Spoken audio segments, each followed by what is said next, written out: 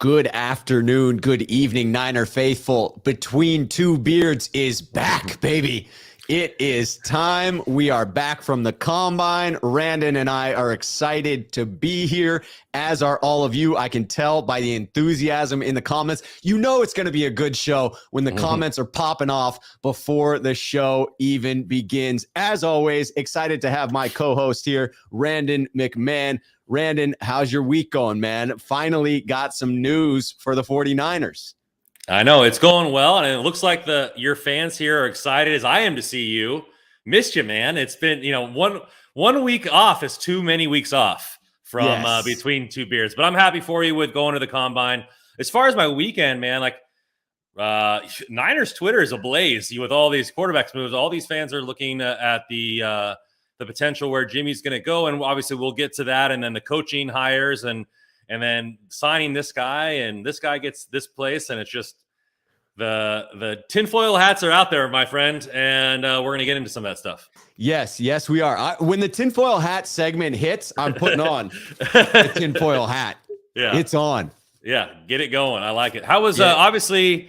Let's talk a little bit about the Combine and just. Let's talk a little bit about it. I've got this. I was just showing you before. I got this pin that's got to go in the map behind me in the Indy spot, man. I'm telling you, the Combine was lit.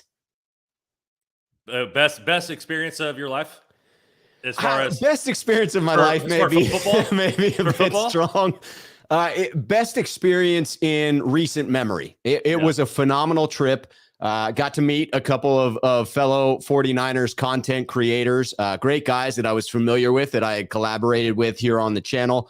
Brad Graham of the SF Niners, Jordan Elliott of Niners Nation, Jason Aponte of Sprint Right Option Podcast. It was really cool to meet those guys in person and to spend the week with them. And the experience in and of itself was pretty remarkable. The NFL put on a hell of a show there. They coordinated an extremely well put together event from start to finish. All of the elements, when you walked into the room, it was all there. You felt the size and magnitude of the event. I mean, really, it was huge. Everything was dialed in. The NFL provided food for the media, breakfast and lunch in the big media room. Everything was done up top notch, is what I would say about the experience. Nice. Did you feel like you learned some stuff, like talking to these guys that maybe have a little bit more experience than you? Most definitely. I mean, it just in sitting there and having a few minutes to pick the brains of Matt Mayoko, of David Lombardi, like those were some moments from this experience that I took away some real value from. And to me, the entirety of the experience was like that it was this, and I don't mean to use this term that has a masculine energy to it, but it was very much a fraternity feeling to the media experience, meaning that it was like a brotherhood in there. And if I knew a word that was more inclusive of all the sexes, I would say it, because it was men and women. It wasn't just men, but it was that feeling of being accepted as a part of a larger group, right? This group of media that are all names and faces that you would recognize from NFL Network, from ESPN. And you would think that you'd be a little trepidatious about going up to them and imposing on their time. But the reality was they were all as nice as could be. And they all were willing to give you time to invest in a conversation, to just shoot the breeze. And I was most impressed by that. The simple fact that it felt as if I was a part of something bigger than me. Any starstruck moments? Yes, a couple of them. I'm most definitely the type where it takes me a moment to allow that impression of, oh, wow, this is someone famous, to sort of sink in with me. John Harbaugh was walking down the hallway, and Jason, Jordan, and I were just sitting in some comfortable chairs. We had just gotten back from lunch. We were working on a couple of different pieces from the morning pressers. And John Harbaugh walks by and comments on the fact that we look well dug in. Something along the lines of, you guys look like you're in deep here. And then it was just a couple of back and forth, joking, smiling. And it just dawned on me that, like, was that a truly meaningful type of interaction? No, probably not. It was just shooting the breeze, but it was shooting the breeze with John frickin' Harbaugh. Yeah, I like right? it. I like it. Yeah. It wasn't just shooting the breeze with some bus driver. It was John frickin' Harbaugh. And to me, that was cool, man. And I already mentioned the Matt Mayoko bit. That was definitely, a beat writer that, other than Matt Barrows, he is top of my list. I've been following him for the longest, no doubt about it. As far as most senior tenured 49ers beat writers, I've been following Mayoko for the longest time. And I invited him to come on the podcast. I invited David Lombardi to come on the podcast. So it was really cool. And then to be in line for the metal detectors and to be right behind Mike McDaniel right before he's about to go on for his press conference. And he's joking with Jason Jordan and I. He's like, you guys are dressed to the nines. Are you guys speaking next? Like, are you speaking before me? Is that it was just cool to shoot the breeze with people that you watch on television every Sunday and to really realize that they're normal folks and that they're cool and that they, they have those normal conversations. It was something that I will definitely cherish. Nice, man. And I'm proud of you, man. It seems like you did a good job. And I think that's a good moment in your career doing this. And man, hell of a ride, right? Hell of a ride. And it is just the first of many times I anticipate being at that event. I really hope they keep it in Indianapolis, because I will say, there's all these rumors about the NFL attempting to shop around the combine to other locations. It was perfect in Indianapolis, and the people of Indy fully embrace it. I think that it would be a complete mistake by the NFL to shift to LA or Dallas or any of these other locations. The freaking combine belongs in Indianapolis. And that was the message that everyone I spoke to drove home as well. Nice. Well, let's do it, man. Let's get started. I think our fans are raring and ready to go. Chomping at the bit. Here we go. All right. I want to get into a couple of these comments of people that were terribly excited before we go on. Charles Thurman was the first in as a sneakerhead. At Rob, you're the man. Enjoy the show, especially the roundtable. Like and subscribe. Doing the good work. What's your opinion on the right side of our offense? I'm thinking that's the side that is weak. We will talk about offensive line because we have a topic coming up, past performance and future value, where we are breaking down the O-line. So make sure to stick around. Ellis 10, another sneakerhead. Jimmy to the Colts or Steelers? Ooh, man, I can't wait. We'll talk about Jimmy Garoppolo. Do not fret about that. No worries. All these things are going to be topics that we hit on, no doubt. BK from the Bay at Rob, with Wilson going to the Broncos, Rodgers staying in Green Bay, and Wentz to Washington. Does Jimmy's trade value go up or down? That is the question, and we will get to it in our freaking Jimmy segment. All right, there's a super chat. I got to get that in before we start our conversations here. Chris Royale coming in. Loved all your coverage, Rob. Fellowship would be the perfect word you're looking for. That's a good one, Chris. Now let's get Jimmy off the books. Yes, it was a fellowship of media there. It most definitely was that type of environment. That is a great word to use for it. All right, let's get into the topics because it looks like folks want to know about the things we are already talking about, and that's always a good thing because that just means we anticipated their needs, Randon. We're in your heads, guys. We're in your heads. We are in their heads. All right, so Aaron Rodgers, the first domino didn't fall. I mean, it fell, but it didn't fall. Aaron Rodgers didn't go anywhere. And this is took why the domino off the table. Take that freaking domino off. This is why I said to myself, fool me once, shame on you. Fool me twice, shame on me. I went into this scenario not believing Rodgers and his hype.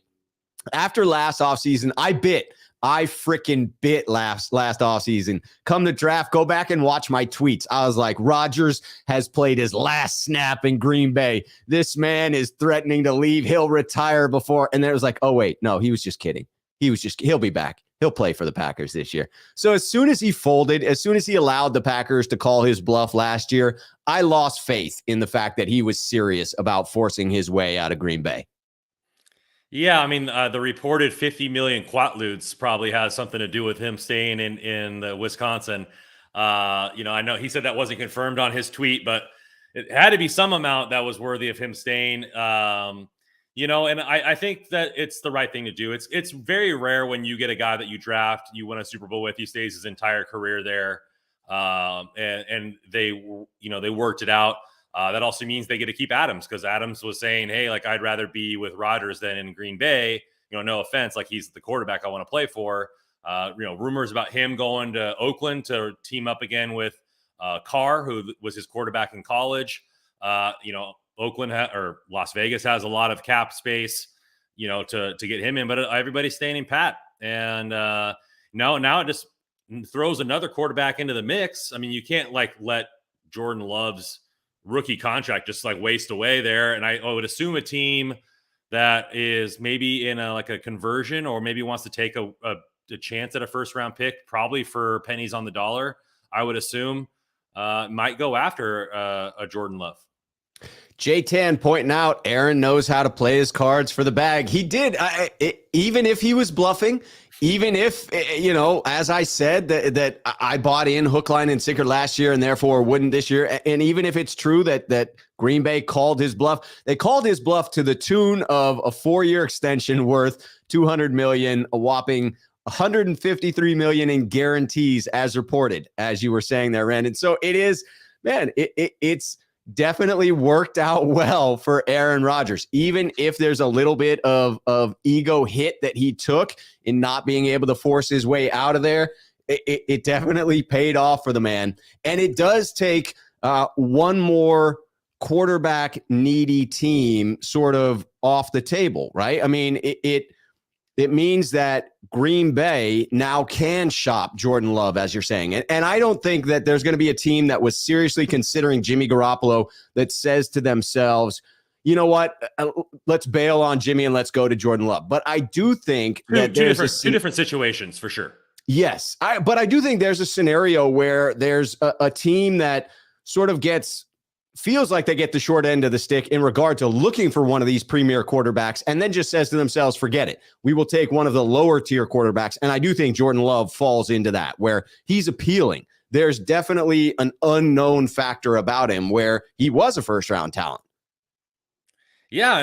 He only had one game last year and everything like that, but you can't, there's small sample size. And so if you're a team, maybe like Carolina, what you have in Darnold, you made a mistake. Maybe you bring in Love and give him a shot to earn the spot at a camp, and see what he's worth there. Or, there's lots of different options maybe for teams that maybe the Saints, right? Maybe the Saints don't want to because they're in cap trouble, right? They're maybe they go, well, Taysom Hill isn't the answer.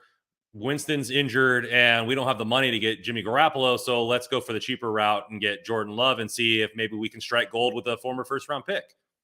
Yeah, most definitely. And I do think it's a good thing for the Niners in that, had Aaron Rodgers been on the move, you could see a scenario where he ended up in Denver and then Wilson ends up somewhere else filling a need for another quarterback needy team. But because that didn't help, and then Green Bay probably would have stayed with Jordan Love in that scenario. But now that they're not staying with Love, I don't think any other team is as high on Jordan Love as the Packers may have pretended that they were if they got stuck with that scenario where Rodgers had forced his way out of the building. But that didn't happen.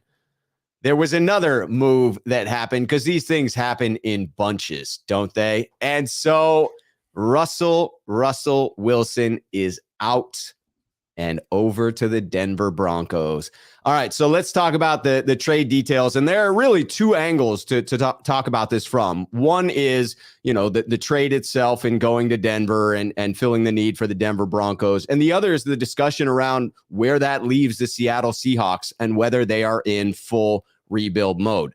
So the Seahawks got in return for the 5-time Pro Bowl quarterback, they send out Russell Wilson and a 2022 4th-round pick to the Broncos. In return, they get back Drew Lock, Noah Fant, Shelby Harris, a 2022 first-round pick, a 2023 first-round pick, a 2022 second-round pick, a 2022 5th-round pick, and a 2023 second-round pick. That's a lot of different things to keep track of. It's 2 firsts, 2 seconds, and a 5th in return for a freaking 4th. and some players to boot. And when we throw this in there, like, I don't think those are names that you just sort of throw in there for good measure. Noah Fant, to me, regardless of the injuries, is still a first-round talent tight end. To me, that was a surprising move to throw in with the picks. It was, and they're getting a good player. And if they get a quarterback, they still have Lockett and Fant and Metcalf there. They pretty much recouped a lot of the cost that they spent on Adams, the safety. Right. And so they also cut their linebacker. So with them cutting the linebacker and all this kind of stuff, maybe Wagner, right? I was figuring out the name, but it does maybe signal a rebuild, or it signals the fact that they're just going to go, hey, let's take all these picks and go get DeShaun Watson. Yeah, that would be wild to me. That is, it's something to consider. Luckadoo comes in with an interesting thought on that. This is something to consider. DeShaun Watson isn't going anywhere until the lawsuits are done. I'm not sure I entirely agree with that. I do think that teams are going to want to know what direction the lawsuits are headed in, much like they're going to want to know what's going on with Jimmy Garoppolo's shoulder. But in those two scenarios, I don't think a team is going to have to wait until everything clears up for Watson. And I don't think a team is going to wait until they actually see Jimmy Garoppolo throw. They're going to look for initial indicators that things are headed in the right direction with regards to both of those scenarios, in my mind. Yeah, but I heard Friday is the next date for Watson news that's supposed to come out. Right. And so they might know earlier than you think about Seattle might be, hey, we're fine with it. Or they go, hey, we got Locke. We're going to start to rebuild. We're going to draft a quarterback, or we'll wait till next year for a free agent or something like that. They might go that route and just kind of start over. But Pete Carroll's 100 years old. And so, does he really want to be there for a rebuild in that era? They just backed up the money trucks for Lockett, and DK's due for his extension, which after Mike Williams getting $20 million, it's probably going to be upwards of that range as well. Like, what are they really going to do? They're kind of in limbo. They went all in on Adams. They went all in on signing Lockett, and now, they seem like a limbo team, but they could definitely go get Watson if they feel like it's good for them, because then you're just getting younger. You're getting another elite quarterback. You paid your wide receivers. You're kind of just flipping the script there and continue going on. I just wonder what they think on the interior of them not really winning very many games this season. Even when Wilson was in there, they didn't seem like the same team of the past. So how do they feel how the rest of their roster shakes out? I mean, the cutting of Wagner kind of signals something along those lines too. That's the big question I have. And speaking of Pete Carroll, I mean, I did see him there at the combine. I got to give it to him. The man is up there in age for an NFL coach, but he doesn't come across that way. His energy is infectious. It was, he wasn't on camera when I was watching him, but it was the interaction with people, and he didn't have gum in his mouth, so he wasn't getting his energy from the gum. But he was vibrant. People were excited to talk to him. People were coming up. It was all smiles. So, I got to give the man his credit for his charisma. Like, as much as I dislike him as a coach, as the coach of the Seattle Seahawks, I got to give it to him that the guy's got some mojo. There's nothing about, there is no two ways about it. He definitely was giving off a vibe there, and people were coming up wanting to talk to him. I hope that release of Bobby Wagner does, in fact, signify a rebuild process. I hope E. Kim, one of our sneakerheads here, is correct that Seattle does draft a rookie, go after Malik Willis, because to me, that takes them out of the, hey, we're relevant right now conversation. If they essentially trade up to a younger quarterback from Russell Wilson to Deshaun Watson, that's going to give me fits. That's going to give me freaking nightmares, Randon. Yeah, because all the fans right now are rejoicing in the streets. They're dancing. They're doing cake stands that Russell, the demon of the NFC West, is finally out of the division. Although we will play him next year in Denver, so he might get one last jab in at us there. But if they went to Watson, it'd be all cheers to this, because and that's another decade of elite quarterback, and so. I don't usually like to go negative on here, but I hope they go for a rookie quarterback. I hope that rookie quarterback, no offense to his career, doesn't work out the way they think he's going to work out, and they struggle for a little bit. Like, no offense, like they've been beating our behinds for over a decade for the most part, and it's time to see them a little squirm. We'll see if the 12th man is really the 12th man if they continue packing that stadium. I'm gonna like jabbing them a little bit next year. No offense to any Seahawks fans out there, but I got to get some licks in after the last decade of beating their butts. You have to, because they've been getting in their shots on us for a long freaking time, Randon. I saw a great tweet went out that someone was like, breaking news, the Seahawks have released the 12th man.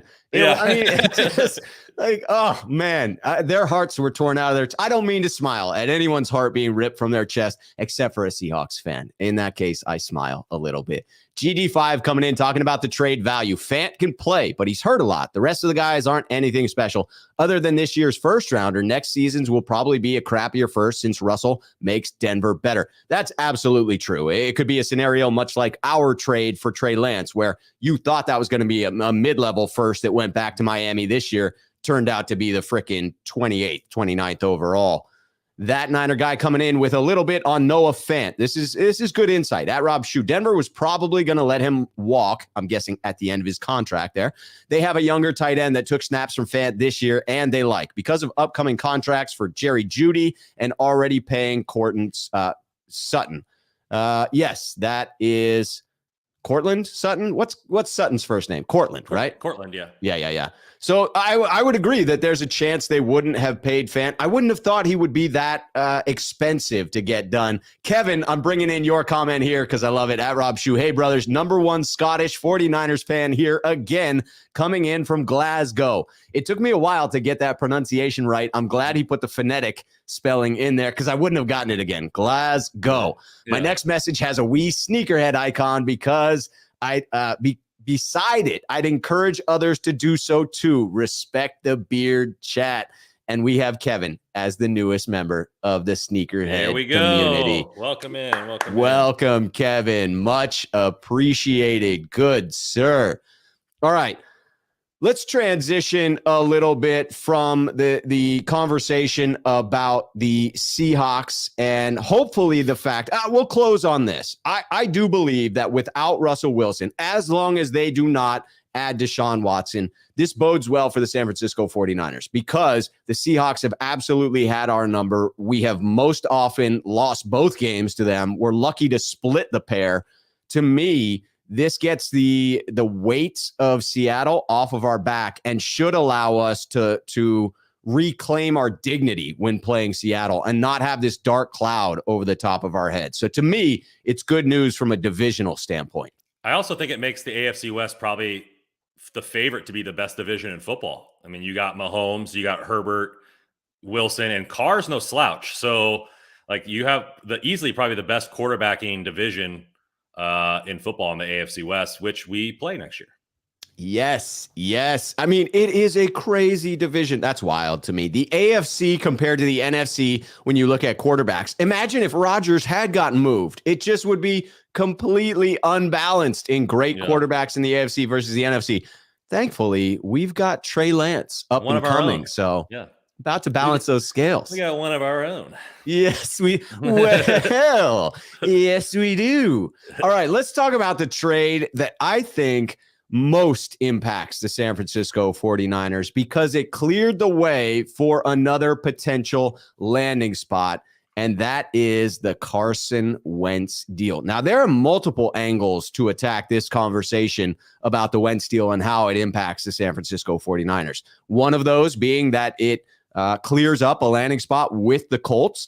And in speaking with the beat reporter for the Indianapolis Star in Indianapolis while I was there for the Combine, I do want to say it was his humble opinion that this was a prime landing spot for Jimmy Garoppolo, that he believes, this is Nate Atkins of the Indianapolis Star, he believes there is a chance that they target Jimmy Garoppolo and bring him on board because he is the type of leader that they are looking for, specifically what Jim Irsay covets there in Indianapolis. But the other angle of this is the sheer compensation. So let's talk about that.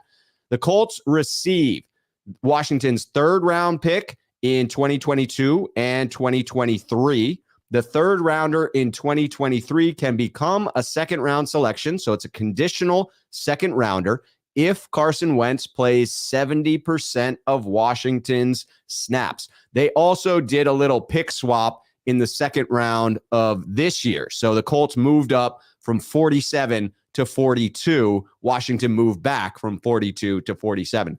Are you surprised by the package that was put together for Wentz?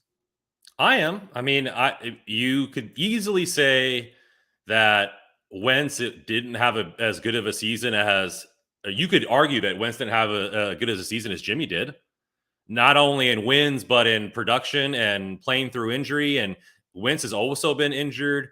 There's reports coming out of Indianapolis that he wasn't the leader that they wanted. And so to give up that much for Washington. Maybe Washington had to because there's kind of like a stink around their franchise with their management group, and reports are saying that Jimmy's camp didn't want him to go there and all this kind of stuff like that. So maybe they had to give up more to get a quarterback that they really wanted and not draft one because of the situation there. But it's then if they got this same exact package for Jimmy Garoppolo, I'd be dancing in the streets again. There'd be a nonstop dance routine going on from the Wilson to this. It would just be all weekend. You wouldn't be able to find me until next Wednesday when I'm in between the beards. Celebrate good times. Come on.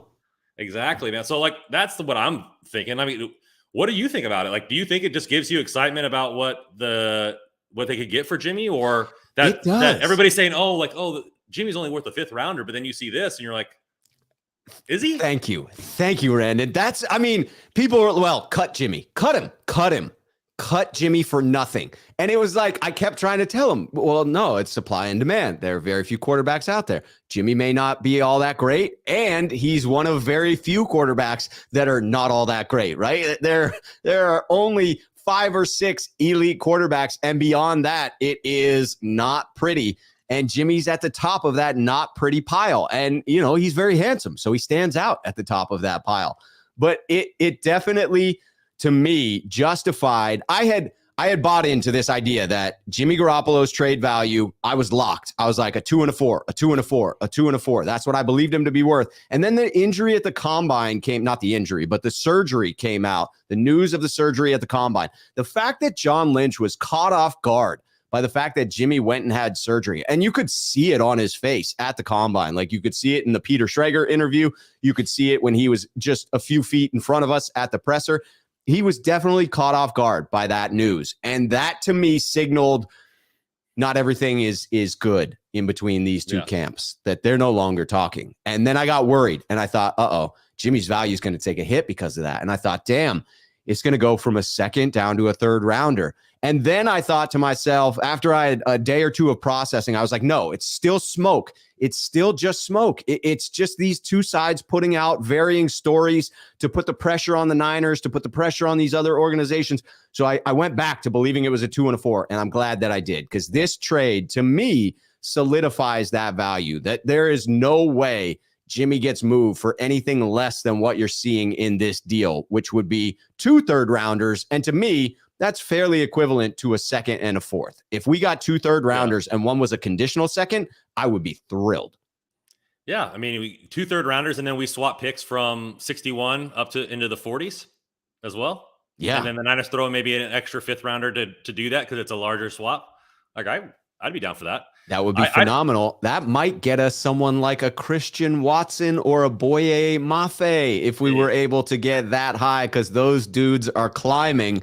And we'll talk about that in a little bit. I got to bring it in, but Dr. Robert Anthony Jr. is another sneakerhead member of the channel, and I am thrilled to have you join us. That is a phenomenal addition. Sorry, just reading through the comments as well to try and work in I got to bring in Ellis10 here because it's about the name of the show here. Yeah. Ellis10, sneakerhead of the channel, at Rob Schuh. I'm embarrassed to say I just got the chance to see Between Two Ferns. Oh my God, that's a funny movie. If anyone in the chat hasn't seen it, go see it. LOL. Yes, if you do not understand why we call this show Between Two Beards, you do need to go watch Between Two Ferns. Both the program, the show itself, and the movie are freaking hilarious. Zach Galifianakis is a phenomenal comedian in my book, no doubt about it. And credit to Randon for being the gentleman who came up with the title Between Two Beards. So I got to give the shout out to my co-host, Randon, on that one. Okay, do what I can. Yes. Hey, man, you carry the weight. There is no doubt about it. Troy coming in, doing the good work. Just because it's about that time of the program, I want to remind folks, if you do enjoy the content, please do smash that like button, as Troy says down there. I love this show as well, and I want more and more and more people to see Randon and I. That is the goal. All right. We're going big, man. We going big. Yes, indeed we are. So let's talk a little bit about the question fans are asking with regards to the Wentz deal. They just shipped out Carson Wentz. They just shipped out a dude that can throw a beautiful dime into tight coverage one throw and then throw it directly to a linebacker for a freaking pick six on the next. Why in the world would they go from Carson Wentz to Jimmy Garoppolo? But to me, they're overlooking the importance of the leadership angle in this one, Randon. What do you think? Is it unlikely the Colts go from Wentz to Garoppolo, or do you see it in a similar way, that there is a difference, an appreciable difference between these two quarterbacks? I think there is a little bit of a difference. And like one, the paycheck is going to be less for Jimmy, I believe, right? I think Wentz was scheduled to make 33 this year. So, and two, I'm not a huge follower of the Colts, so maybe I'm wrong in this, but the Niners players were actively coming out and saying, like, Jimmy's a great leader. Jimmy's this, like the locker room is that, maybe everybody besides Brandon Ayuk. But like I didn't really see that for Wentz on active media. I didn't really see that for that kind of thing. The Colts season kind of just fell off towards the end. It just seemed like they ran out of gas, and maybe they're like, oh, hey, like we need that kind of leader. Like, we had probably one of the best quarterbacks of all time and a great leader in Peyton Manning. Like we're used to the guys that can control the huddle and be there and do that. And Jimmy's reportedly, phenomenal at that, regardless of what you think about his abilities. His intangibles in the locker room are fantastic. And so, maybe they think, hey, the talent level is similar. Jimmy's a proven winner. We run the football like the Niners do, and we can kind of build the same atmosphere around him. And, and maybe DeForest Buckner is vouching for him a little bit as well. That came up. The fact that DeForest Buckner is familiar with him, the fact that he is the leader of the defense there. And in talking with Nate Atkins, he did go over this fact that Colts ownership just was not impressed with the leadership characteristics of Carson Wentz, that he came across in ways that, were not flattering to the organization, and that they soured on him rather quickly throughout this year. To him, it was already something that had been written in stone that they were moving on from Wentz. He was extremely convinced of that. It was much more speculation on why they would be interested in Jimmy Garoppolo. He did not have, firm reporting of a source saying that they had been in talks with Jimmy Garoppolo. But with what we're seeing now from national sources, I think it lends extreme credibility to Nate's opinion on this. And it was from a leadership perspective. He specifically referenced the idea that with Carson Wentz, you go out and you ask a defensive player about your quarterback when he's struggling. And the defensive player has an option there. They can do what San Francisco players did continually, which is have your quarterback's back. Talk about how good of a leader he is. Talk about what kind of locker room guy he is. And then there's what the Colts defensive players did, which was, I play on the defensive side of the ball, so I'm not really involved in that side, right? To just dance around. They had nothing negative to say, but they didn't back up Carson Wentz. And that sometimes not saying something is saying a whole heck of a lot. And I think the silence of the Colts players said a lot about how they felt about Carson Wentz, and the way in which many Niners players went above and beyond to come out and talk about Jimmy Garoppolo and the type of leader that he is, to me, is totally genuine. To me, that speaks to the type of player and teammate that Jimmy Garoppolo is. Yeah, it really does. And I think that's where they're going there. And you look at where they have around 60 million in cap now that Wentz has gone available. You're looking at Michael Pittman, their best receiver, on a rookie deal. They're arguably the best running back in football to some people, Jonathan Taylor, on a rookie deal. You have an all-pro left guard. Their offensive line had a little bit of a down year this year compared to years past, but like you could spend some money. Like you could get another receiver in free agency or use that second round pick for, a guy like Christian Watson or whatever. Use your first round pick for a playmaker and spend some of that money. And you could have a legit contender for Jimmy to play around. And yes. And I think depending on the moves they make this offseason, you got to think that the Colts make the playoffs with. Yes. You would think so. Although all they had to do was make the playoffs. To make the playoffs last year was beat Jacksonville, and they couldn't do that. So maybe they miss out. But we'll see. Ellis10 pointing out they've got plenty of ammunition to make it work. Colts 2022 picks. Round 2, pick 42. I like the sound of pick 42. Round 3, pick 73. Round 3, pick 82. Round 4, pick 121. Round 5, pick 159. Pick 178. Round 6, 7, 7. There's a lot of picks to be had there. Just give them all. Just give them all. Give the Ricky Williams treatment for Jimmy Garoppolo. He's worth it. He's worth it. I like it. Pick 82 and then a second next year. Like if they did it, I would think the Colts would probably want to go 2023 second rounder, or just because then they think, hey, Jimmy's going to be making this team better, and it'll be a late second. Right. They make the playoffs and the pick becomes a later one, right? Yeah. Yep. I tend to agree with that. Chris Royale coming in. I'm thinking a 2022 second rounder and a 2023 third rounder is realistic. I agree with Chris and with Randon on this one. I think that the picks are reasonable here that Chris has laid out. I think they would flip them. I think they would go with the third rounder this year and the second rounder next year. If they go with 2 picks like that or a compensatory one, the higher of the 2 picks in my esteem, would come in the 2023 draft. Although if I'm the Niners, I absolutely prefer to have it in this one so that you get more time alongside of Trey Lance on that rookie deal in those early years. Yeah, Charles not only Thurman, you. Oh, go ahead. No, jump in. Not only is this year reportedly pretty deep from picks like 40 to 100, like there's not much of a drop off. So even if they get the third this year, you're looking at what they already have 2 thirds this year, right? Because the pick they're getting from the hiring. Yeah, Mike McDaniel's hire. Yep. And so I think they have 2 thirds this year. They're going to have their second. If they add another third, you're getting 4 picks between 60 and like 90 and like 100 somewhere in there. Like that's a lot, especially in this draft if it's deep. Edge is deep, tackle is deep, corner is deep. So like a lot of the positions that we're going to be needing you're going to be able to get a lot of quality players who should be roughly, day one starters on this team, depending on who they're backing up or who they're fighting for a position against. It could be a wildly good thing, especially they're getting with all the extensions that are going to be going out. Like they need to get younger and they need to get cheaper in a lot of other positions, and that could help. I tell you, I have a list of players I got my eyes on for all these mock drafts I'm going to be doing after going to the combine, and the vast majority of them fall in that range. The Niners do need to get up higher than 61 where they're currently sitting to get a couple of those guys.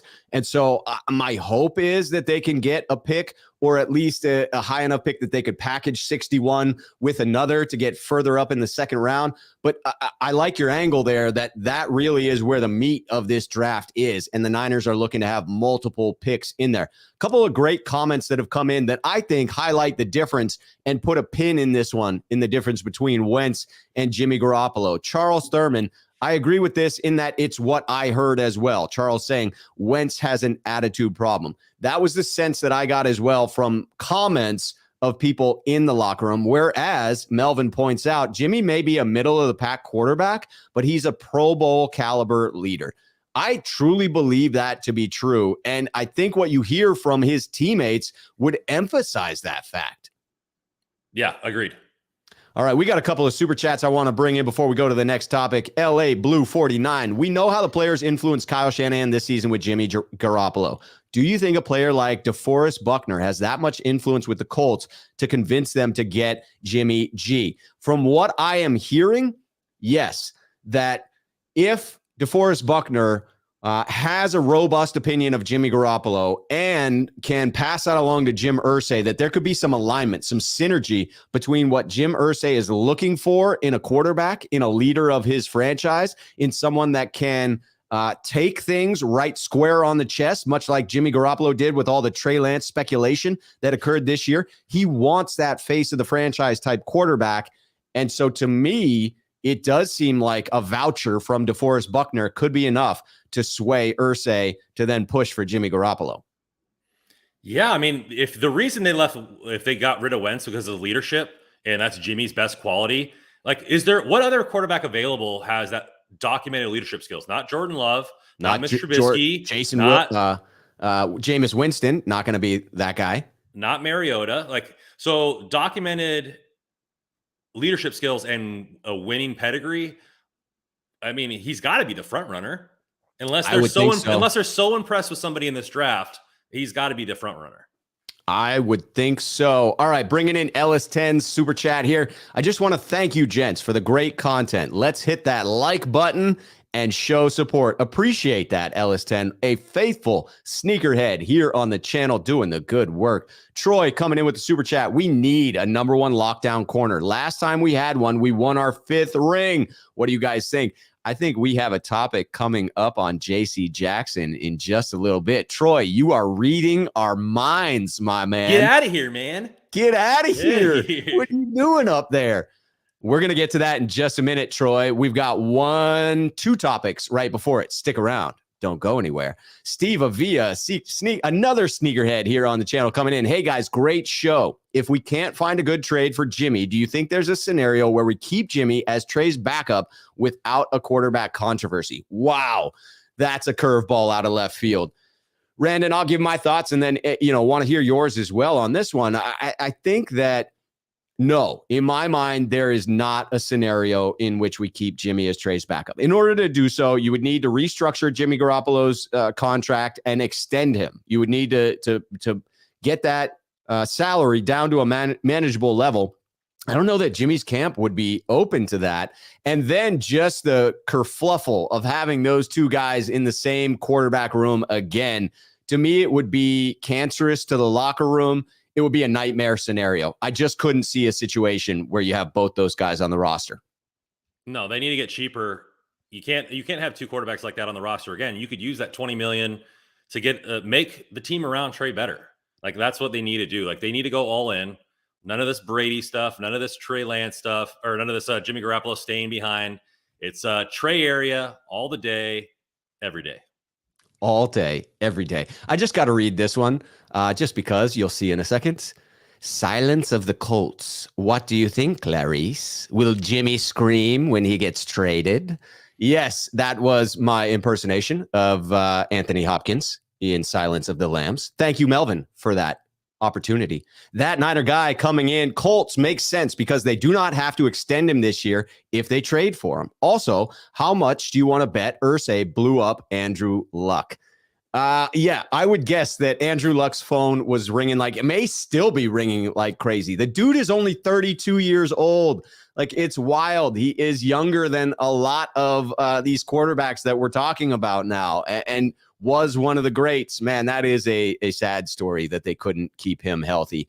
That is interesting that the Colts could fit the entirety of Jimmy's salary on the books without extending him. It's been, in my mind, a foregone conclusion that any team that trades for him would extend him to make a much more manageable cap number for this year. But this is a great point by that Niner guy that, in fact, the Colts could see what they've got in Jimmy and whether they want to commit to him long-term before actually extending him. I think if they're into Jimmy, they're going to extend him because they want to get the most out of it, right? And so, not right. If they extend him before the season, that's a great point. During the injury, like, hey, you're injured. We have to wait till June. Yeah, you got to the NFC Championship, but if we can extend you now, if he goes to the NFC Championship last year and then they make a deep playoff run, like, that money is going to be higher. I think they could make out like bandits by extending him, an extra year or an extra 2 years, and because his value. Or at least in the contract negotiations, you could say, hey, like, you're injured coming into the season, all this kind of stuff like that. This is your 3rd year being injured. Yeah, you played through it this year. Like, they could dings him a little bit with that kind of stuff to get the number down. Yeah, I tend to think you're right that if the Colts are in for a dime, they're in for a dollar. If you bring in Jimmy Garoppolo and you're looking for a great locker room leader, you can't then cut him off at the knees by being like, well, we'll just wait and see if we really want to commit to you long term. Why don't you just play out this year and we'll see if you're any good, and then maybe we could work out an extension. That's not the way in which you support a leader. If you're going to bring someone in and make him the face of the franchise, you got to extend him. You got to get him locked down for multiple years.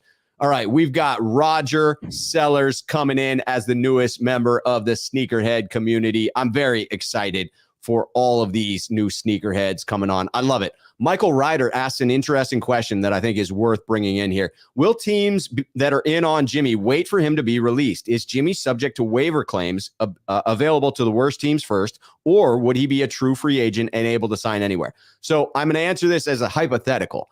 If Jimmy Garoppolo were released, he is an NFL vested veteran, meaning he has more than, I think the cutoff is 4 vested years in the league. It could be 3. I don't have the language in front of me. But once you become a vested veteran, when you're released by a team, you do not have to pass through waivers. So Jimmy would not pass through waivers. He would be free to sign with anyone at that point. But to put a pin in that hypothetical, I do not see any scenario where the Niners release him. I think he absolutely will be traded.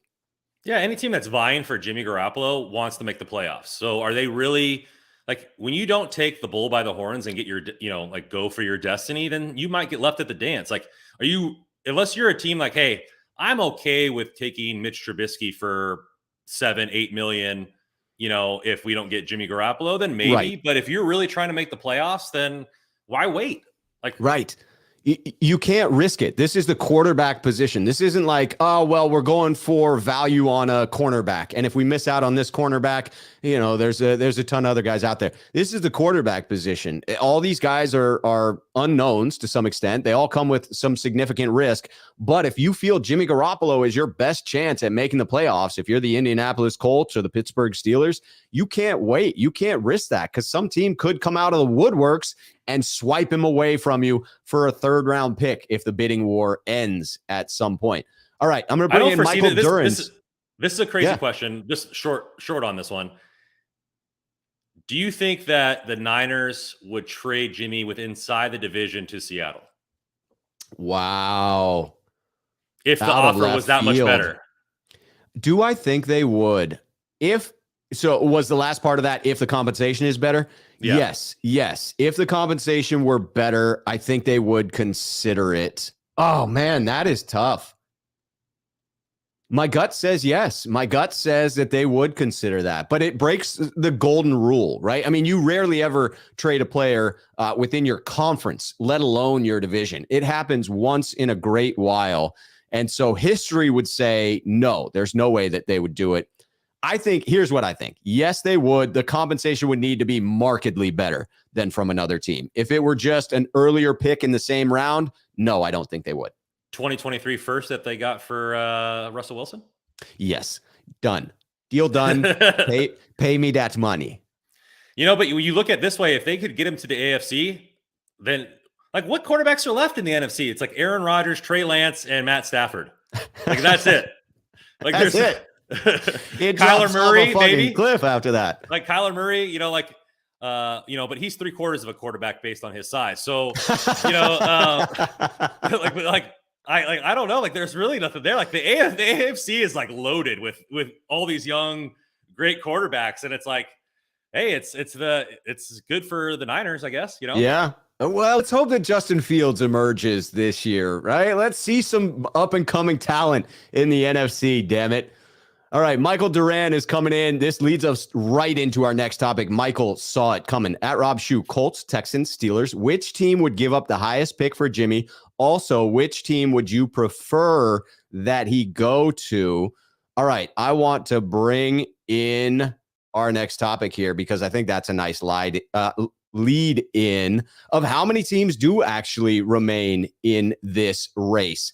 To me, the thing that the 49ers have to be cognizant of is it's only a bidding war when you have multiple teams interested. And so they have to be aware of who those teams are. I do think that Michael has named a couple that could be in contention. Certainly the Colts and the Steelers, I think, are in contention. To me, the Saints and the Panthers are the other obvious ones that jump out. I don't think the Texans are really in win now mode. And so I would sort of take them off of the list personally. And I think they like Davis Mills. Like, yeah, I was impressed by him. And we, during the Texan preview, when we showed all the stats, like he had just as good a stats as Mac Jones. Yeah. You know, he was just on a crappier team. And I think they're fine with a full rebuild. I think also they might be getting rid of Tunsil is what I've heard as well. You know, they're probably getting more picks and let's build this thing from the studs up, right. You know, not really there. And so I don't really think so. The Panthers don't really make sense to me either, unless they can get rid of Darnold, but you paid a second for him. And so what are you going to get, a fifth after last season or sixth? And reports are that they're heavy in on the DeShaun Watson trade. So that could be more appealing for them, the DeShaun Watson piece. Yeah, they can wait for Watson. They have one more, year of Darnold, and then they can kind of make their move on drafting a quarterback or going in on Watson. But I would say the Colts, Steelers, Saints, if they can clear the cap room, and maybe Seattle now. Yeah, I mean, the Seattle one is interesting. To me, it comes down to the Colts and the Steelers. To me, those are the two most likely teams. And to me, the Colts are the ones that have greater flexibility with what they can pony up as far as compensation for this. So in answer to Michael's question, I see the most likely landing spot right now, even though I still have my fingers crossed that I'm right about the Steelers. I think right now I see the most likely landing spot as the Indianapolis Colts. If I were putting up spreads on this and putting up the odds, I would have the most favorable odds for Indianapolis. I would tend to agree. And so, I think, the team that trades for him is gonna be one quarterback away, is what they think of making of the playoffs. Steelers are definitely that, and Indy is another one of those teams. Right. They are the teams that their fan bases expect them in the playoffs next year. Yeah. Bullpup 33, sneakerhead here on the channel, bringing it in. Indy all in on Carr. Look it up. Raider Nation is nervous. Smoke screen to get Jimmy for cheaper or real interest? I could see that as real interest. I mean, Derek Carr is at about that level where if he comes onto a ready-made team, much like Jimmy Garoppolo, he can be that winning quarterback for that team. I don't see him as the type of quarterback who's going to go out and, win games for you a whole hell of a lot on his own shoulders. But if you surround him with the talent, yeah, I could see it. Absolutely. And to me, this is what the Niners need to be careful of. They cannot overplay their hand. And I know I'm jumping the gun on our next topic here, but maybe that's the transition, is that if the 49ers believe that they have multiple suitors and they overplay their hand and they start playing, well, we're getting an offer of, a conditional second and a third rounder this year, and they keep playing that, eventually one of these other teams like Indy going to the Raiders is going to pull the trigger on someone else, and the bottom is going to fall out on this market. That's my biggest fear, Randon. Yeah, it's definitely a possibility, trying to get more, the grass always greener type thing. I think Carr is the better talent. Yes. And I don't think it's close. Like, a lot of people think Carr is not a great quarterback. I firmly disagree. He could throw, his deep ball is phenomenal.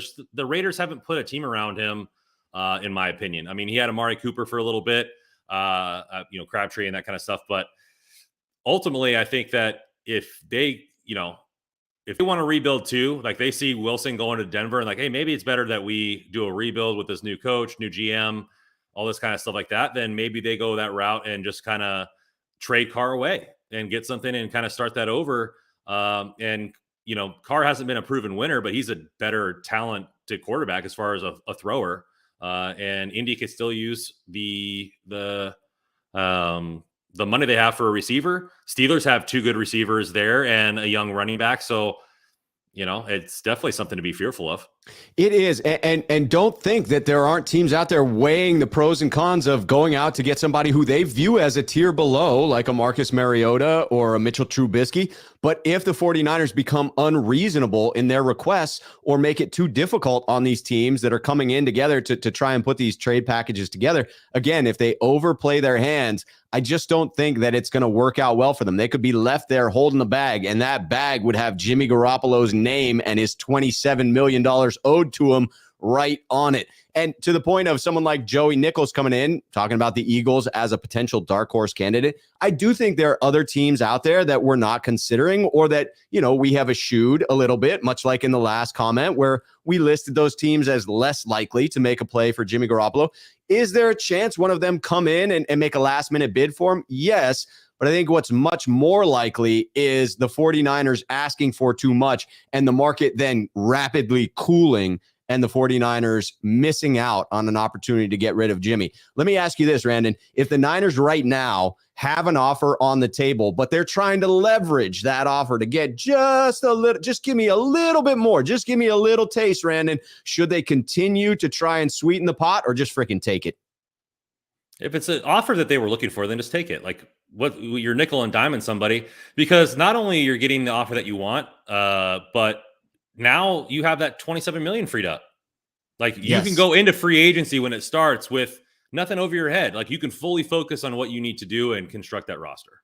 Yes, you can. It frees up the moves that you need to make as an organization and allows you to then bring in free agents with the knowledge that, hey, it is Trey Lance time. We have an exciting young rookie who is going to take this offense to the next level.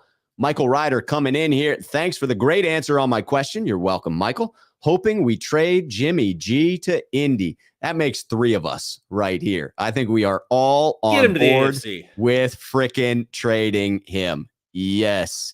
All right. Let us see if there's anything right here that we need to bring in before we go over to the next topic. We're going to the next topic. Let's going to the next topic. Here we go. People been waiting on it. People been waiting, Randon. JC Jackson. We have links. To JC Jackson. Are the Niners legitimately contemplating a $20 million per year shutdown cornerback? Or is this just the usual, the 49ers have interest and then nothing ever comes of it? Like, it feels like every freaking free agent, everybody gets linked to the 49ers at some point. Are you believing the hype on this news? I'd like to think so. It's just not, there hasn't been their MO. Like, it just really hasn't. Like, they believe in building it the other way around and D-line and all this kind of stuff. I'm more, like, I've said it hundreds of times, I'm more of a secondary guy. The league, like, there's 2 teams in the league, I think, that ran more than they threw the football, and all that kind of stuff last year with all the pass interference penalties and do all this kind of stuff. Some people are saying that, hey, maybe you should invest in D-line instead, because the referees take it out of your hands regardless. Like, so, like, I could see both sides, but when you get an all-pro type player on your team and on your secondary, the way the defensive line is built, and then you have Mosley, I think they're interested. The interest is due diligence to start, and it goes from there. But what is that going to cost us? Easily $20 million. Is he going to get up there near? Is he going to get over Ramsey's salary? Is like, and there is enough money to pay like Debo and Bosa in future years, so you don't really have to worry about that. Like, I think that I would love to have them, especially, in our division. Like, you're most likely still going to have Stafford and Murray. You have Cooper Kupp. You're going to have Robert Woods, Hopkins. All these guys. Like, I think that they need that type of talent. Do they feel invested enough in Thomas from his performance last year to ride with him? Like, do they go, hey, like, maybe we need a slot corner because K1 was getting roasted a lot of the season. And like, if we get a decent slot corner and, we're doing that, I kind of like that. Do they go for edge and kind of or do they go for edge in the draft? It's a lot of things. I would like them to see them get cheaper, or maybe they go Tyrann Mathieu instead and kind of build it that way. So I don't know. I would like to think so. Like I said, I'm a big coverage guy. I think a lockdown corner like Mosley is underrated, and JC Jackson, like, we would be tough to throw on in that league. And we would. The safety market is pretty bad. Like, if we brought JC Jackson and then we brought Tart back, and like for 1 year, and like that defensive core, like, we would be nasty, man. Like, it would be rough to pass on us at all times. No doubt about it. And the fan base would be enthused by that move. Pete Gorman, JC Jackson. Hell yeah. Troy coming in. Let's go. Number one lockdown corner. We need Stivers 209 football. Shout out to Stockton. 49ers will get JC Jackson and Stephon Gilmore. That's a Super Bowl team next year in 2022. But then you have others that see the historical significance of what the 49ers have done to this point. E. Kim pointing out this franchise doesn't pay for cornerbacks and goes on the cheap at that position. EMA Beats keeping it simple. Nope, they are not doing that. And Joey Nichols, this is what the Niners have done. They have prioritized pass rush over secondary to this point. I tend to be with Allen on this one. I would love to have JC Jackson. I just don't think it will happen. And the reason I don't think it'll happen is because of that historical evidence that exists where the 49ers have not paid for that position as of yet. They've prioritized pass rush over pass protection, over coverage.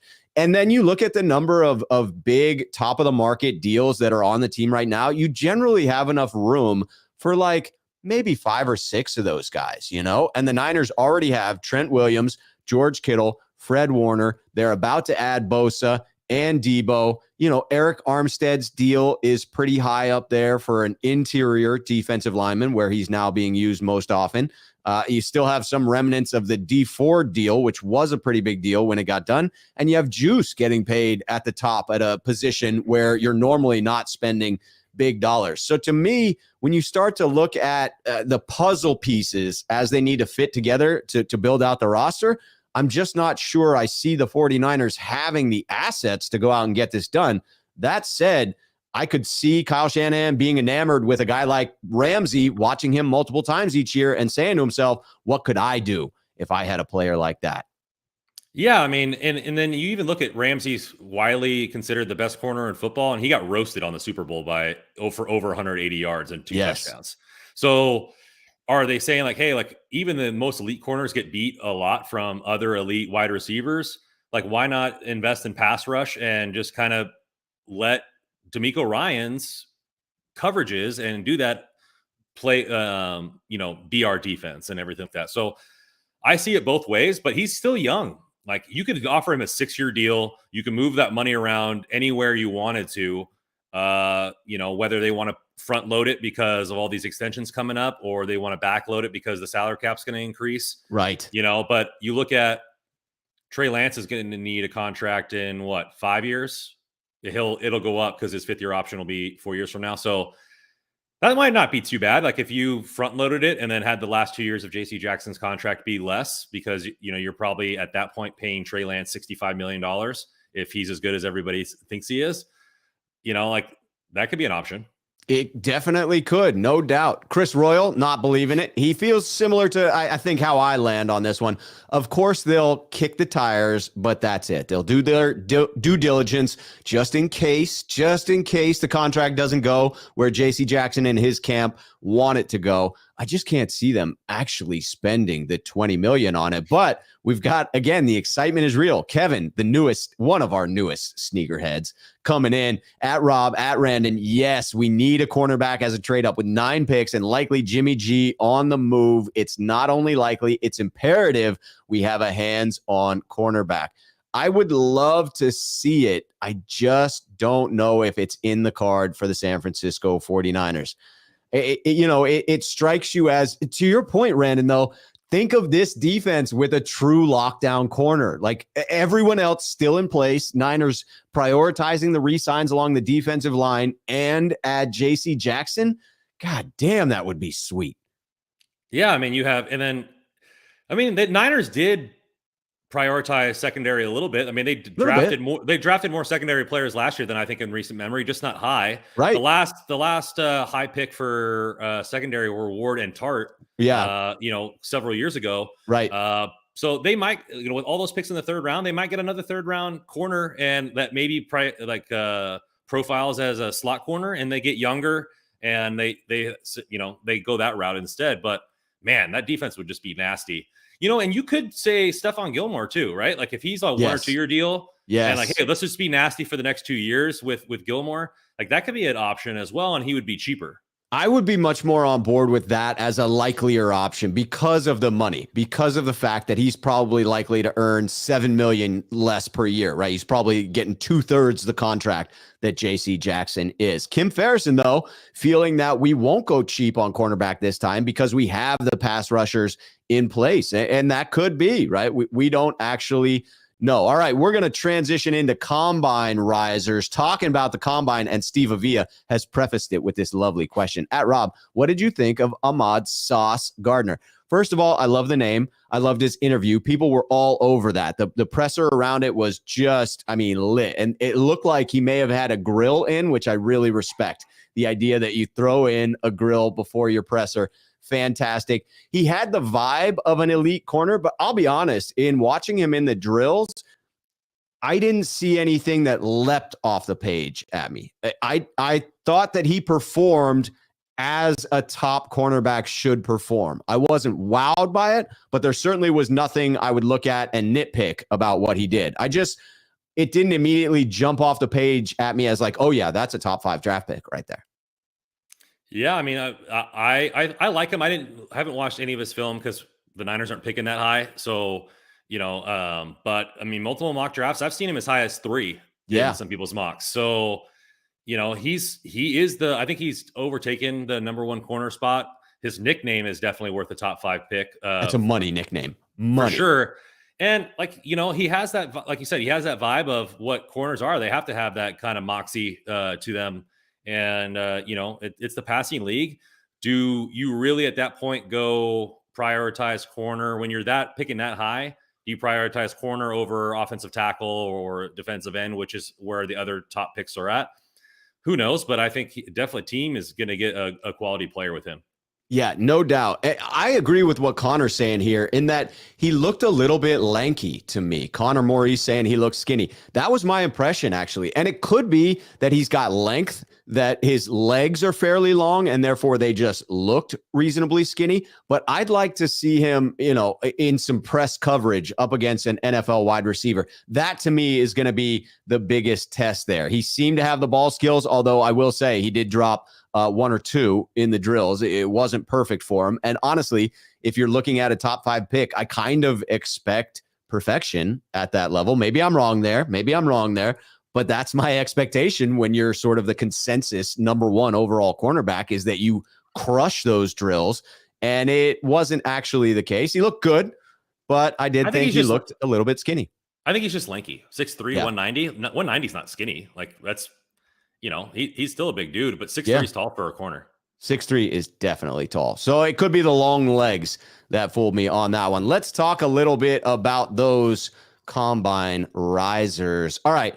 These are my observations here. And please come in with any questions that you have about them, Randon. But to me, on offense, there were 3 guys that stood out. These are my biggest risers. I'm going to add a 4th. I got to add a 4th because I need to throw a freaking speedy wide receiver in there. So I've got Christian Watson at wide receiver. To me, he was the triple crown. He looked the part, he sounded the part in the interview, and then he performed the part. He went out there and killed those freaking drills. 6'4", he ran the 4.36 40. He had impressive numbers throughout. He was extremely presentable at the presser, was great in talking about Trey Lance, in talking about leadership qualities, was very confident, had all the measurables in that regard. To me, though, the problem is he may have performed so well that where the Niners are sitting, he's now out of our range. Yeah, I've seen him mocked now as high as the first round. So, I think you look at his athletic spark score was he's been the only other person to match Calvin Johnson with a perfect athletic freak score. His standing broad jump, his vertical leap is 40. And then he had the highest speed score at the combine, meaning you're 40 weighted towards how big you are. So obviously if you're skinnier and you're shorter, you have a greater odds of running a 4.2. So he had the highest speed score of anybody there. And he's just a freak. When you're an athletic freak and, you can play on the outside. Like, you're going to get people looking at you. And I think that he's probably out of our range at this point. Yes. Yeah, I think that unfortunately is the reality for Watson. But, in looking at another wide receiver that I thought did climb the boards as well, Calvin Austin, the third, for me, it was the speed and athleticism. I mean, he ran a fantastic 40-yard dash, a 39-inch vertical leap, an 11-foot 3-inch broad jump, was a 4.3 guy, 4.32 in the 40. The problem is he's 5'8", and so it's a question of how far up can he climb. To me, this is a potential fourth wide receiver for the Niners, adds that speed that we're missing if we do not re-sign Travis Benjamin, and could be had later in the draft. Someone that might be a fifth-round pick that the 49ers could add to that wide receiver room that is currently depleted. Yeah, I've seen him as high as the third round in some people's mocks. He's been the guy that I've been looking at the most. One of the draft shows I listened to really put him out. I watched a lot of his tape. I think he breaks the top of it. I think he'd probably be our third receiver as the season goes along because of his breaking it off the top ability, and he can help in the return game. And he didn't do it much in college, but he can help in the return game because he's shorter, has that breakneck speed. He's built like a truck for his size. And I think that he could possibly be that guy that you and I have been asking for, as a speedy receiver that has return capabilities. No doubt about it. I'm just bringing this in because, I saw it and I love it. Spy Nick Danger doing the good deed. Hit the like button. Again, we are at that hour and 15 mark. If you enjoy the content, hit the like button. Help us amplify the message. The other climber that I have, he popped into my freaking view when I was watching the tight ends do the bench press. And I didn't think it was going to be anything special because, hell, 95% of them opted out of doing the bench press. It was amazing. It was just player after player that was like, well, I was advised by my agent that I should skip the bench press and do it at my pro day. I've later come to find out that that's because recently they've changed the scheduling of the combine and put all of these freaking events on the same day. And so all of these players' agents and trainers are advising them to take some of these events off because they would essentially be doing the bench press the morning of and then going out and running their 40 later that day. So it's a question of where do you exhaust your energy? I don't fault any of them from doing it. But Jelani Woods comes in. Dude is 6'7", 260 pounds. He sets the bench press record for the tight ends that year with 24. And then he runs a freaking 4.6 40. The guy is 6'7", running a 4.6 40. He was moving. It was a sight to behold, Randon. I mean, that size moving that quickly, much like the lineman who ran that 4.8, right? It was cool to see. It reminded me a little bit of Vernon Davis. I mean, not the explosive speed of Vernon Davis, not the athleticism of Vernon Davis, but similar in another way too. When you watch him go try to make a deep pass, he jumps up and tries to alligator arm it to his chest. And that was very much Vernon Davis early on in his career before he really, became a better receiver throughout. But to me, this is one that could be had later in the, he was predicted to be like a sixth rounder or somewhere around there. Now people have him fourth round and whatnot. But to me, if he stays in that fifth round range, late fourth, early fifth, that would be an ideal second tight end for the 49ers to grab. They need a backup tight end. They do. That way they can move Kittle out into the slot, because Kelsey, it gets so many open plays because they utilize him as a receiver way more than Kittle. And people are gonna be like, oh, well, Kittle can block and all this kind of stuff. He's an elite blocker. Yeah, that might be true, but you're paying him big money to put the ball in the end zone. So if you get in a backup tight end who can stay in and block, who's a good blocker and with some receiver ability, and you can move Kittle out wide and put him in motion and do all this kind of other stuff, it would benefit Trey Lance. It would benefit the Niners, in my opinion. Totally agree. The last outstanding one that I have on offense is Cole Strange, interior offensive line. Just a great freaking interview. It was at one of the smaller podiums. It was 8 a.m. in the morning. It was just me, him, and a couple of dudes. So it really was much more of a conversation. And he's just a very soft-spoken, very kind, very polite individual. And then I got him to talk about how he plays with a nasty style to his game. And you could it was delightful to watch him soft-spoken with a smile talk about how he enjoys putting his elbow on people's necks. And like, it was sort of this serial killer type of vibe that I was like, I want you on my team.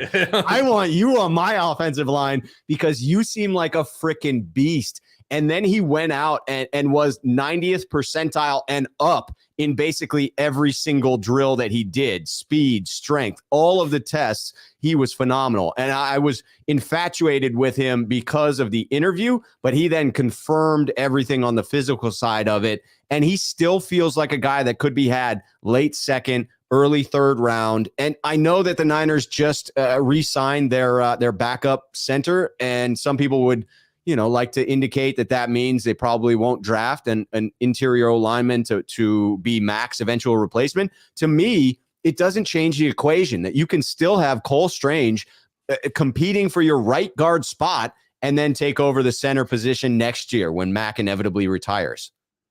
Yeah, plus they signed the backup center to what, pennies? So right. It doesn't really do much there. And I think another 49ers content ticker, I think it was Vega, was big on him. So I watched his tape and I liked it. And then I liked his interview, and I just think he likes to play nasty. Like, and he likes to do that. And you gotta like that attitude.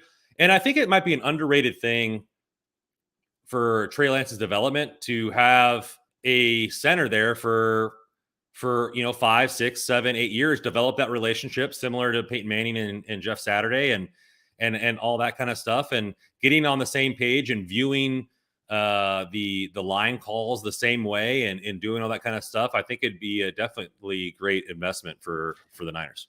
Totally agree. I'm going to bring in Dr. Robert Anthony Jr.'s comment here because I had this gentleman as one of my risers, but took him off because the list got too long there. But Woolen at cornerback, size and speed, totally agree, Robert, but did have a couple of cornerbacks listed for myself as well. Jalen Petrie, to me, it didn't get the interview. Something sort of strange happened with that a whole group of people where they were in line for the medical checks, but the previous medical checks had run long, and so they got delayed. It led to a scenario where all of us that were waiting in the media room waited around a full extra hour eating into our lunch, and then we're told, sorry, that last batch of people just aren't going to come out for the interview. So I didn't get the chance to speak with or ask questions of Jalen Petrie. I was mildly disappointed by that, but then I was blown away by how silky smooth he looked in all of the drills that he was doing out there. And it was very balanced against another player that I won't disparage by saying his name, but they were right next to one another. And it was just, one was stiff and the other was smooth as silk. And so it just was a clear picture of what Jalen might be able to do as a ball hawking safety in the backfield for the 49ers. And then the other one was the inverse of that. It was Marcus Jones, a Houston defensive back, an undersized nickel corner, and a phenomenal return man. I think one of the best return men in this draft, but he is undersized and just had two, not one, but two shoulder surgeries. So he had like the left one done a month ago, that healed. Then he got the right one done, and that was still in a sling while he was there. So his interview was incredibly impressive, but he obviously didn't run any of the drills. And so have to go back and watch the tape on that one. But to me, Marcus Jones is one that's going to be in every one of my mock drafts going forward. Yeah, Petrie is an enigma for me because he played a lot of corner. He doesn't really have a lot of tape at safety. He's listed as playing safety. Right. So it's like, and I was listening to Croc talk about him, and he's kind of said the same thing. It's like he's kind of like a hybrid. And so he would like to see more tape of him, but he is that athlete that you could take that risk on, that he would develop into a top safety. So I was high on him too. I think I saw a mock draft of him going to us at 61. But it's kind of weird. Like, he doesn't have much tape at the position that you'd be drafting him for it. And that kind of is weird to me. Right. I do think it's that positional flexibility that will actually make him slightly more attractive to the 49ers, as they tend to value those players that give them that type of versatility. But I agree. It is one of those where you sort of have to project him into a role with San Francisco. I think it's one of those you could fall in love with the athleticism, the silky smooth nature of his play, and say to yourself, we will figure out how to make use of this type of talent. to me, that one was exciting. But with the way he performed, I think unless we jump up and have an earlier pick, my guess is that he also is gone by pick 61, which is unfortunate. There were a couple of other guys that were. Do you know why he didn't run the 40? I don't know why he didn't run the 40. That was not stated. It could have been another scenario where it was, too many drills in one day and he was advised by somebody not to run it, but we didn't get the interview with him. So we didn't get any insight as to anything lingering that he may be dealing with at this point in time. It was probably because every other Baylor player was running like 4.26 and he was like, I'm not that fast. So I'm not going to run. I'll wait for my pro day. Yes. I mean, I think the pro day is a more controlled environment. I don't fault players for wanting to do the drills there. Some of the other names that were big, Jordan Davis, a defensive lineman, but he's going to be long gone, top 10 pick. But that was the dude that was 350 pounds, 6'6", and runs a sub 4.8 40. Like, it's just stupid. You're not supposed to be able to do that. Physics would say you're not supposed to be able to run that fast, pal. But he did. And it was a sight to behold. What a freight train, man. Yeah. Don't get in the way of that dude when he's running that fast. And then the other one is Lewis Sign. And I put that in there because he did have a good combine, ran the 4.36 40. And he plays with his hair on fire. And you could see that as another. I've seen him mocked to the Niners at our second round pick at safety. So that's another one that you could see as a name that the 49ers might be interested in. I see a comment from Cole Strange. I'm bringing it in and dealing with it once I actually get into the comment. At Rob, I left the chat for a second to watch some Cole Strange highlights. And man, that dude is going to be a beast at center. The 49ers need a guy like that in front of Treys. Steve, I'm so glad I picked that comment. I couldn't read the entirety of it before putting it in, but it turned out to be a dope comment. And I agree wholeheartedly. I would love to have Cole Strange on our roster. All right. That wraps up our combine talk. Let's go back in time to this topic that we've been hitting over and over and over again until we finish the team. This is the past performance of groups within the 49ers roster and their future value. So what did they do in the 2021 season and what is their outlook going forward? Today, we are looking at the offensive line, ladies and gentlemen. We will go through Trent Williams, Laken Tomlinson, Alex Mack, Daniel Brunskill, Mike McGlinchey, Tom Compton, and Aaron Banks. If you got a special request for any of the practice squad guys or any other bench players, put it in the chat. But let's start with Trent Williams. What kind of a grade did you throw on Trent? I mean, is he in that C+, B- range? What are you thinking there, Randon? What a horrible trade that was. No, outside of the big game in the NFC Championship, I mean, he was A+ all year. Only missed a couple games, so like you got to give it to him. Like a slight concern of maybe that. He's pretty much had an injury every single year he's played. So like, is that going to be something going further that's going to get worse when he gets older? I'm not sure, but I'm not going to judge that now. I mean, I guess that's future value, but past performance is phenomenal, and he'll be the left tackle until his contract expires. Yeah, to me, this was it basically solidified the 49ers move to bring in Trent Williams. This was proof positive. A+ grade for Trent Williams in my book. He absolutely justified his worth, and the contract that he just got erased any doubt from my mind. I do think it's fair to wonder at his age if there will be some drop off, but quite honestly, with what I saw this year, it gives me faith that even with drop off, we still have the best left tackle in the league, and it's worth that contract that he just got. Yeah, I got some advanced stats for you. I've had to dig up the O-line stats. One, as a team, the O-line pretty much was around top 10 in almost every single category. But you look at, for Williams, he allowed 1 sack all season, 16 pressures, only 1 tackle for loss. He has 7 penalties. When you're playing left tackle and you're playing against a lot of edge, maybe, you get the holding in there. But pressure's allowed percentage. He only allowed a pressure on 3.15% of snaps. So definitely a quality season there.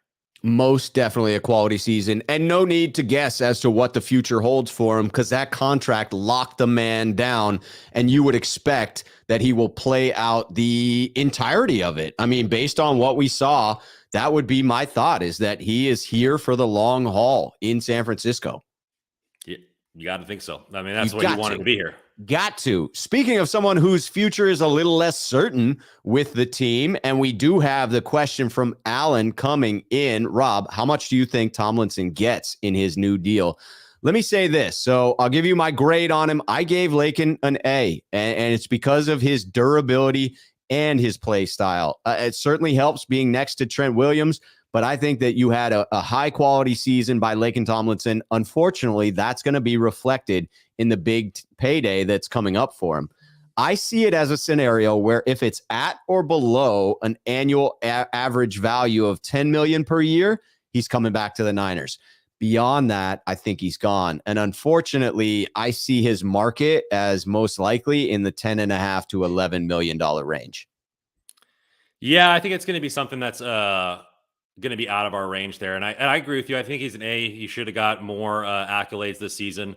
Some of his advanced stats, he allowed only 2 sacks, 24 pressures, and he allowed a pressure on every 4% of snaps. So a little bit less than the all-pro style left tackle and Trent Williams, but a phenomenal season in his best season as a 49er. No doubt about it. Alex Mack, next man up. I gave him a B+ on this one because I thought he started the year a little rough, but showed significant improvement over the year. He's now signaled that he'll be back for 2022, but nothing concrete has been reported there. All indications, though, are that Mack will be back, but you would think that it would be his last season or one of his last. So to me, the future for Mack is that you have to find his replacement in this draft. Ideally, someone to play right frickin' guard. And I see that as Cole Strange. We need to get Cole Strange. This is my impassioned plea to the San Francisco 49ers. Go get Cole Strange. Agreed. And I think Mac had a quiet season. I think a very underrated season, especially since the advanced stats kind of say that as well. Right. I would give him, it would just kind of he had a couple games in the beginning, but overall the whole season, I think he gets another A for me. And you look at only 2 sacks allowed, only 3 penalties all year.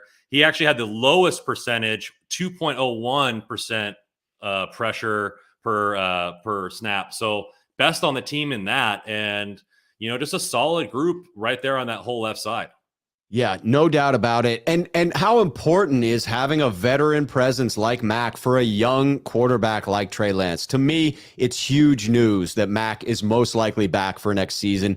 And the reason I think you need to invest early to bring on that future center to get that, guidance correlation. Yeah, the guidance from Mack, and to begin building that relationship with Trey Lance and whomever they select to be Mack's replacement.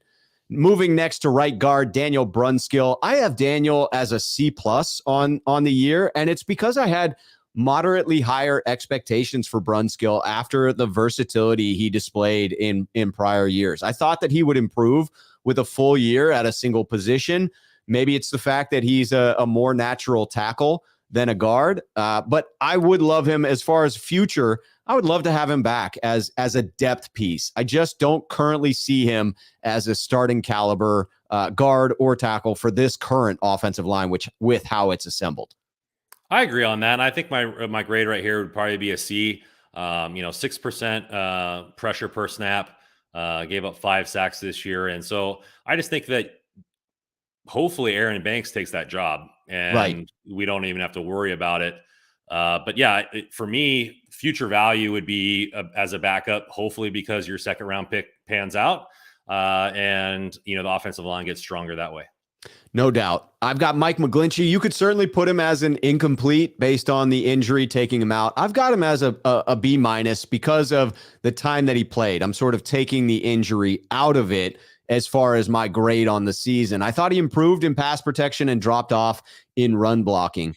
But it was a serious injury, and therefore I do think that the future is in question. That was something I heard at the Combine, that the whispers are that the 49ers are not certain about Mike McGlinchey coming back at full strength, and therefore are looking at some veteran tackles on the market. And that was a surprise to me. I know Lynch in the presser hinted at that and saying, we'll give Mike all the time he needs and, we'll make sure that he heals properly. And he just used things that I think would set the tone for, well, this may take a little while, but he didn't dance around the idea of, well, we may need to bring somebody in to fill in the meantime. But that is, in fact, what I'm hearing. So I'm glad that we have this 5th-year option to really decide on a long-term strategy for Mike McGlinchey, because it's not clear to me right now. Yeah, it's all guaranteed money, so it's kind of sucks in that matter. And I think they solve this problem in the draft. I think to like bring in a veteran guy and pay him money when you're already paying McGlinchey that much money, you got to have that kind of cheap option. A 3rd-round tackle, and if he has to start the season at right tackle, so be it. Or then you see what he has, and he can. If Mike is ready at the beginning of the season, you see what he has. As the 2nd string guy. And prep him to take the starting job next season. If you feel like that's the need, and McGlinchey can't continue holding his own, if McGlinchey balls out, then you have a backup swing tackle that you took with a 3rd-round pick. Ultimately, not a bad idea considering that Trent Williams is probably going to lose, or not lose, but not be there for a couple games just because what I said earlier, he's a big man, and McGlinchey is coming off this injury, so it wouldn't hurt to have a swing tackle that you can trust. No, not at all. A swing tackle is a luxury in the NFL, but it's a luxury that you absolutely want to have. Steve Avia coming in with a little bit of comic relief for us. My wife doesn't like Mike McCringy. LOL. Well, he may not be here long term, so your wife may be pleased about that. Ramon coming in at Rob. Do you think they will draft a center this year after extending Jake Brendel for another year? Ramon came back in and corrected it from Brendan to Brendel, as it is. I do think that this may still leave the door open because of the fact that the Niners could look for someone who plays interior offensive line, guard, and then transitions over to center. And Randon already talked about the peanuts that they're paying Brendel. When you cut a player like that, the only dead money is the difference between their salary and the person that you bring in to replace them in general. And so I don't think there was a whole lot of guaranteed money. I'm guessing that they could cut Jake Brendel without too much of a financial handicap. Agreed. Yep. Let's talk about Tom Compton. I gave him a slightly higher grade than Daniel Brunskill, even though I would put their performance at similar levels. And that's because, quite honestly, I had significantly lower expectations for Tom Compton than I did for Brunskill. I was upset that they used their last roster spot to fill with Tom Compton. I was wrong. Tom Compton, I was wrong, and I'm sorry. You played admirably throughout your fill-in role. And I think he could be affordable to bring back as sort of a key depth piece or that cherished swing tackle that we're talking about. So to me, Tom Compton is someone that potentially no other team values at the level that the Niners do, and therefore they may be able to get him back on a very reasonable vet minimum deal. Yeah, he's kind of an enigma, right? I mean, like he was, for the first part of it, he was rated like the last tackle in pass protection. Right. And then first in run blocking. And then like it kind of switched a couple games. I mean, the advanced stats say he would be the 5th best. Actually, no, he actually kind of edged out Brunskill a little bit in the pressures by a couple percentage points, but not too much. Still right around 6%. So, like is he that vet that are we going to get a discount on him because, he's not really known throughout the league as a polished type guy? Maybe. Do they go through the draft? Maybe. I mean, but yeah, C+ for me. I mean, he came in and like was an eyesore sometimes, but for the most part of the season, like it was decent enough to allow us to win games. Yeah, so, no doubt. Yeah. No doubt. And happiness is measured by expectations, right? Like you said, like I was expecting him to be a human turnstile, and he wasn't. So I was pleasantly surprised. You're not a human turnstile. Bonus points for that, sir. Yes. Yeah. Yes. By the way, Melvin Creditford, yes. Cole Strange at 61. Would I pull the trigger there? Yes. Do I think we may be able to get him a little bit later? I hope so. I've not gotten into the mock drafts yet. I need to dig in and make sure that I'm using the most up-to-date post-combine rankings. I will be plugging Cole Strange in there. I got a handful of players, though, that I don't want the Niners to miss on. I've got to move him around. Could he be a fit at 61? Yes, I think he could be. We'll see. Let's talk a little bit about the last frickin' guy that we've got on here, Aaron Banks. Again, could be an incomplete, but to me, I went with the grade. I went with the C-. And you know, it was hard for me to give him that because you didn't see much, and it was unfortunate circumstance. The timing of his injury in camp was unfortunate for him. But I have to grade on the fact that he was struggling in transitioning from the left to the right. He was struggling to break into the rotation even prior to the injury, and then didn't make any significant progress after that. I would say it is still way too early to say he's a bust. And in asking some of the more notable names at the Combine, they echoed that same sentiment, that they believe Aaron Banks will still turn out. They had a lower grade on him than where the Niners took him. They graded him as a high-end third-round pick. Niners selected him in the second. But they had faith that the skill set will shine through for Aaron Banks when he gets playing time. Yeah, I gave him probably, I would give him an F because my expectations were he was going to be the starting right guard. And, you know, and like his performance wasn't great. He didn't get on the field. It didn't seem like he showed up to camp like ready to play. Like there was backups beating him.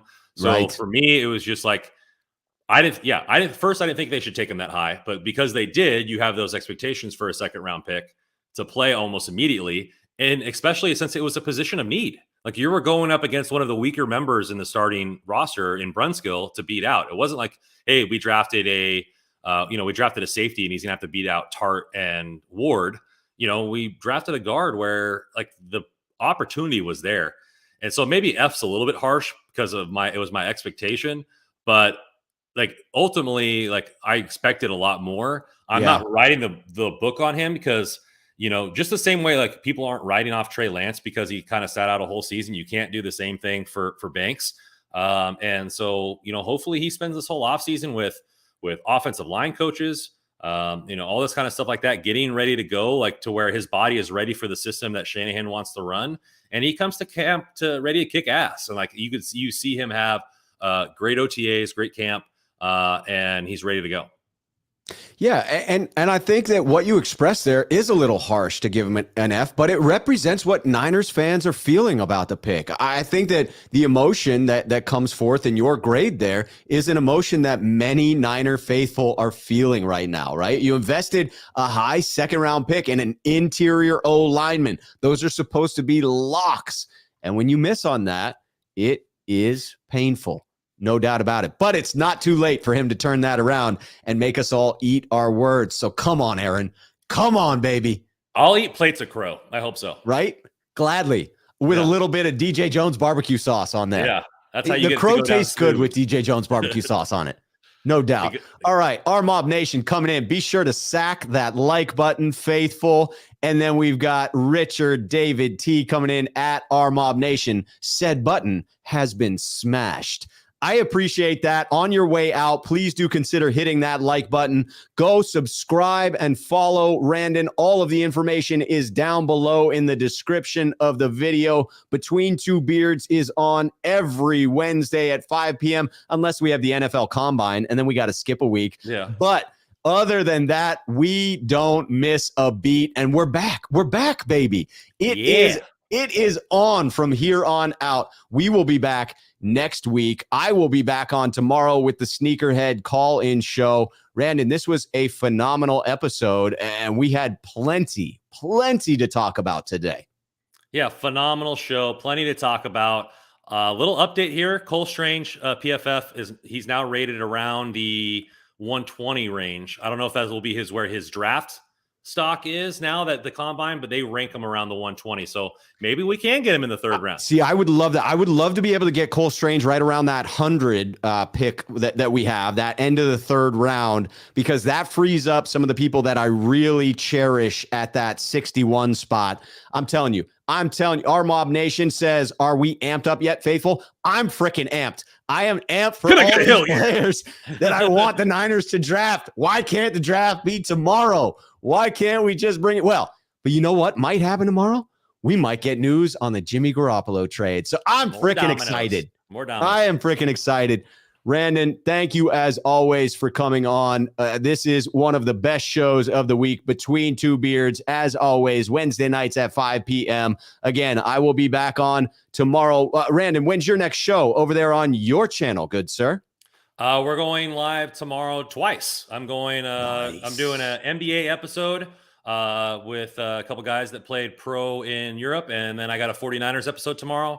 I just finished Hockey Royalty doing a crossover episode with a Sharks content creator. So if you like the Sharks and you want to see a little crossover episode, Hockey Royalty just did one. It's out on all the on their YouTube and where podcasts are given. Man, geez, I'm running out of words. Search for it and you'll find it. Yes, go search for it. Raphael562, like and subscribe, everyone. Alan, Rob, I smashed that like button. Steve Avio, awesome show. People are loving it. Raphael, great show, gentlemen. Thank you so much. Michael Ryder, great job. Rob and Randon, love the show. Everybody's loving it. Luke Walsh, Ronnie Lott, hit that like button or else. Yes, sir. Until next time, Niner faithful. Cheers.